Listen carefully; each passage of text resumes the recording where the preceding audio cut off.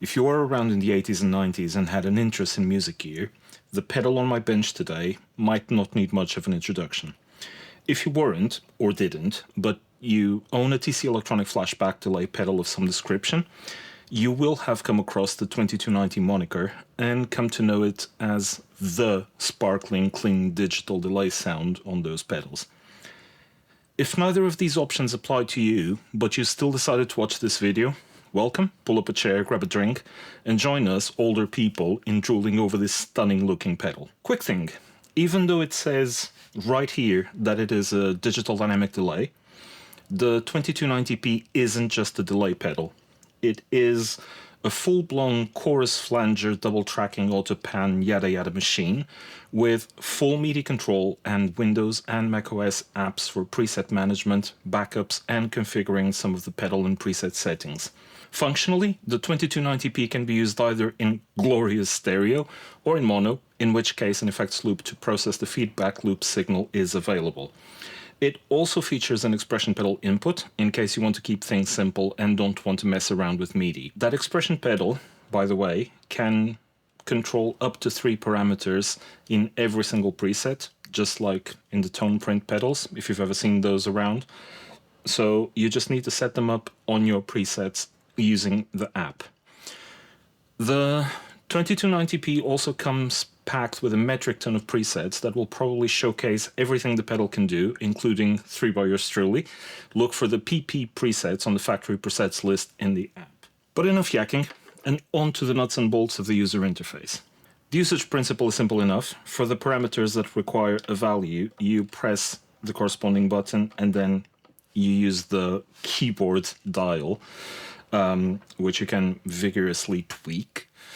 And for the other parameters, you basically just press and scroll through the available options. Whereas the original 2290 rack unit had enough room for a numeric keyboard, this pedal doesn't. It's still a very large pedal, so think Flashback Hall of Fame X4, but the sheer amount of controls on the front panel means that the keyboard had to be replaced with something smaller. It's very much what you see is what you get, but there are some hidden key combinations that will more closely resemble the original 2290's long-distance call numbers. We'll get to those later. Quick side note here, if you go to the app and press the 3 dots menu on any preset and you click the little eye that'll show up, you can access the parameter list for the preset that you clicked. If you then hover over each parameter, the info box on the top right will give you a more or less detailed explanation of what that parameter does and how to get there. I did say I was going to stop yakking, so I'm just going to grab a guitar, start going through the user interface.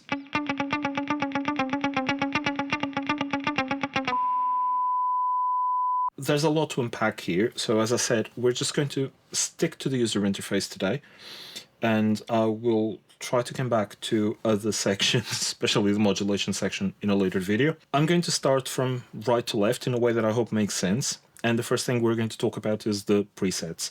So presets in pedal 2290p parlance mean a group of 2 presets, so think of them more like banks, and you can pick them by either pressing the 2 switches at the same time for up and down. You will notice it doesn't wrap around, so when you hit 1, you're done. And then you press the switch that you want to load, either A or B. The other option is you press the preset button and you select all the way up to bank 64 for 128 total presets, or come down and then again press the pedal. To store, it's the same thing: store, pick, press, store, done. Right next to it, output section. And you have independent level control of the delay sound and the direct sound. So in certain pedals you have dry, wet knob control. Here you have dry, wet by selecting your independent levels.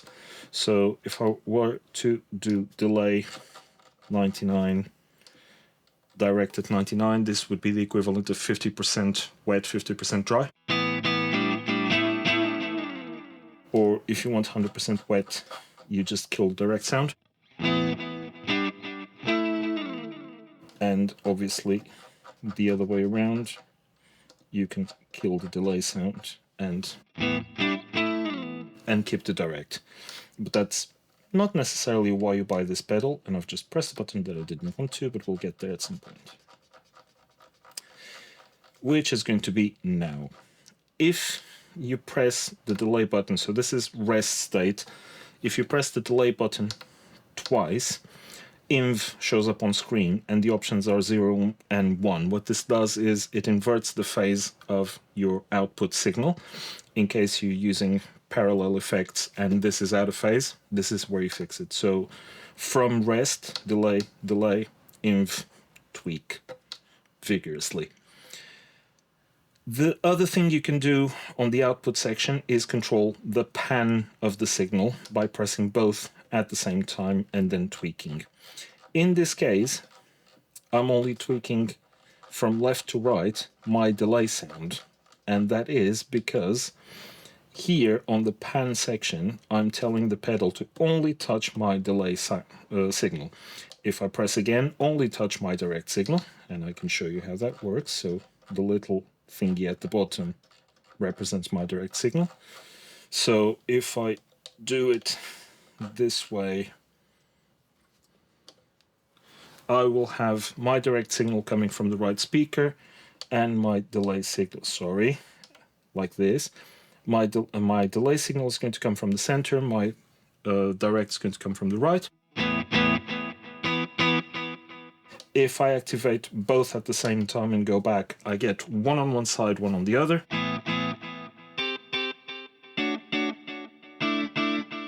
And if I press again, I can bring them both to the center or swap.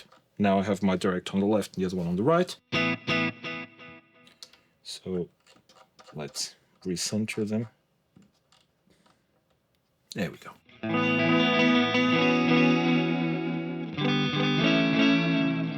And that's how the pan control works. So nothing, pan delay, pan direct, pan delay and direct. I'm going to leave them both on for now. So the next thing that you can see from right to left is the feedback section. That has the feedback control, the inv control, which I can tell you already, it flips the phase on your inverse, on your feedback loop.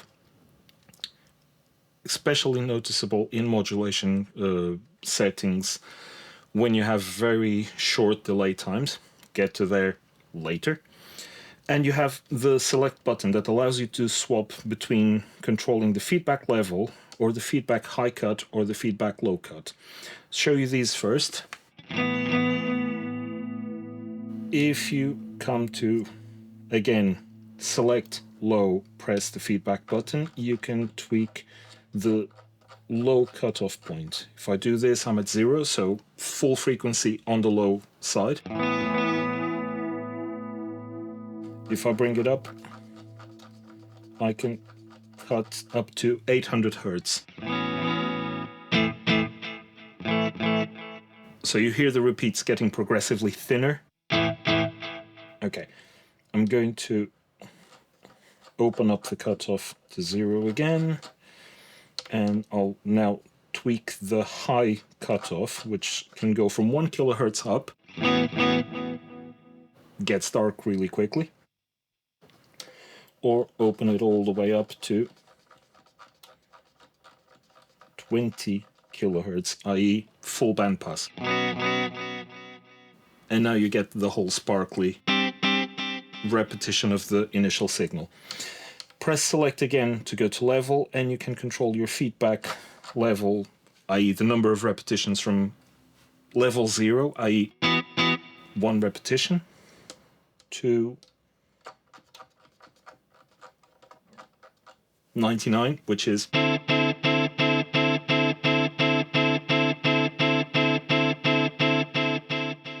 we could be here forever. It's infinite repetition, so it's 100% repetition. I'm going to put it at a moderate level around, I don't know, 40. Sounds good.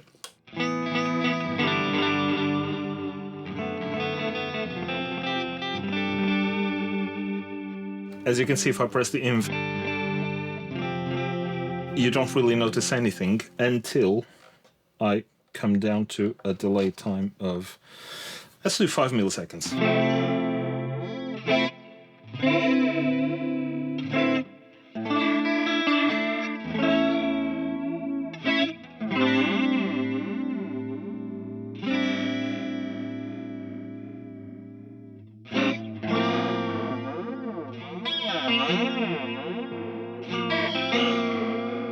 Clearly we're in flanger territory right now, and you can hear the effect of inverting the feedback. It goes into what's usually called negative feedback. It isn't negative, it's just inverted. So I'm going to go back to my 40 feedback level. And you probably could see something that I just did, which is adjust my delay by, you can either press and let go and then adjust like milliseconds at a time, which will take you quite a bit of time to tweak this, or you can press and hold and adjust in 100 millisecond increments from 0 all the way up to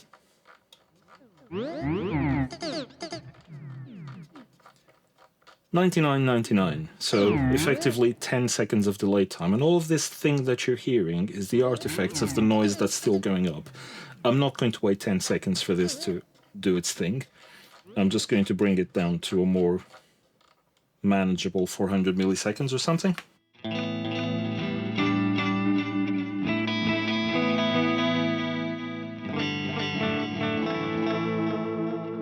While we're on the delay time thing, we can jump straight to Sub-D, which does exactly what you think it does.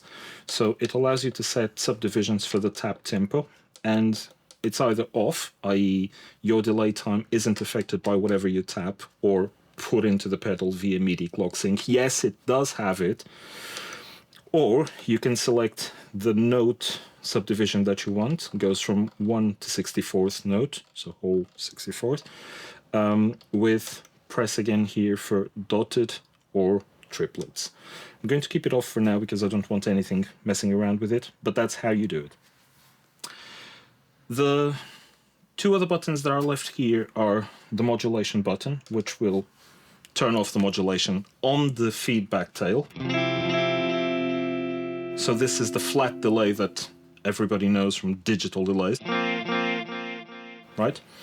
If you turn it on, you activate feedback modulation.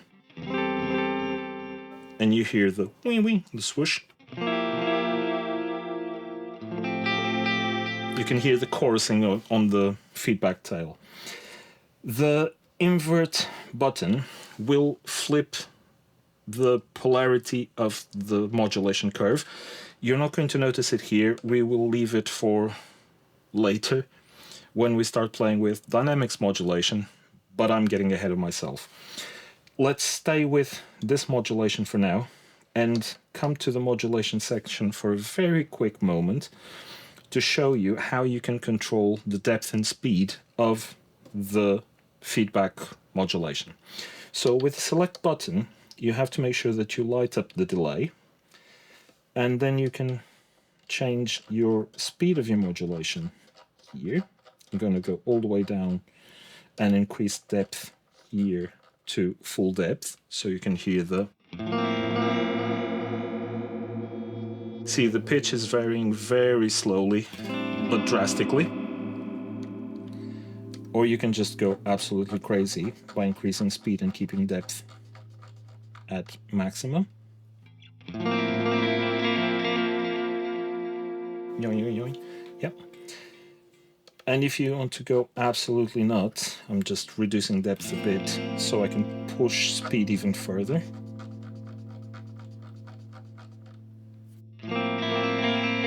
This is a 10 Hertz speed. If you want to go crazy, you press the mod button again and it goes into deep modulation. You're almost in vibe territory there.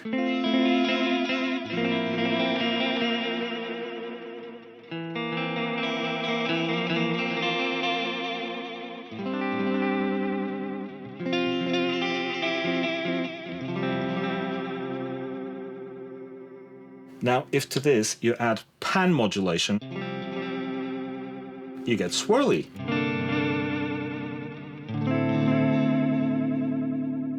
And if you add dynamic modulation,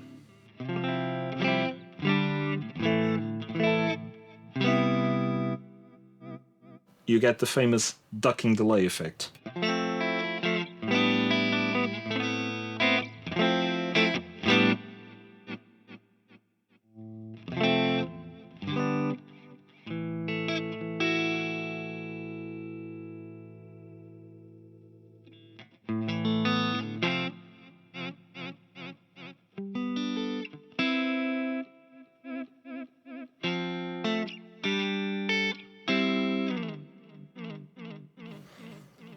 And now if you hit reverse, gated. Fun, right? That's why I told you that I'm not going to go completely into modulation today. I'm just going to have a bit more fun.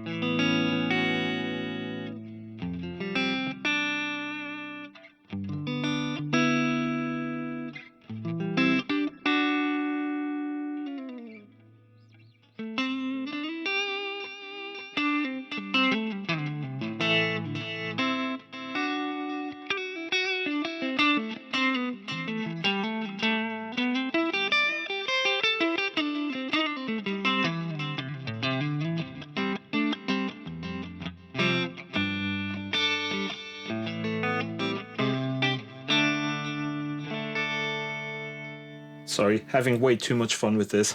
So, as you can see, this thing is a modulation powerhouse. I promise that I will make another video on this. I'm just going to have to leave it right now, because otherwise it's going to be a massively long video. Yeah, let me put the guitar away. I'll have to leave it at that for today, otherwise this is going to be an extremely long video, but I hope to come back to this in the near future, especially the modulation section. And I'm guessing the inevitable question here is, how does it compare to the Flashback? Well, in a nutshell, it does stuff the Flashback doesn't do, and the Flashback will do stuff that this can't do. The Flashback is an excellent jack of all trades, especially in the X4 guys, if you have the real estate to put it on a pedal board. But it's the same size as this, so, you know. It has a high degree of flexibility, but most of the controls are only accessible via tone print, and it still doesn't do some of the stuff that the 2290p does. It also only has 6 presets and 6 tone print slots, so if you need more, you're out of luck. But it does come with a looper. On the other hand, 2290p, it's the 2290 experience on a pedal board format. All of the controls are easily accessible on the front panel. You don't need the tone print editor unless you want to use the expression pedal, in which case you need the 2290 app to configure that. It's not as flexible as the Flashback as a delay pedal, especially in the Flashback 2 variants with slightly different algorithms, but the Flashbacks can only dream of the level of flexibility this thing has in the modulation department. So yeah, that was a relatively quick, in-depth look at the user interface of the 2290p. Shoot me your questions and thoughts in the comment box below, and I'll try to answer as soon as possible. In the meantime, huge thank you to everybody who's been supporting this channel since day one, and if you want to keep doing so, the links are below. There will also be affiliate links for the 2290p, so please click them before you satisfy your gear requisition syndrome, and you'll also be supporting the channel without extra costs to you. So, till the next video, bye!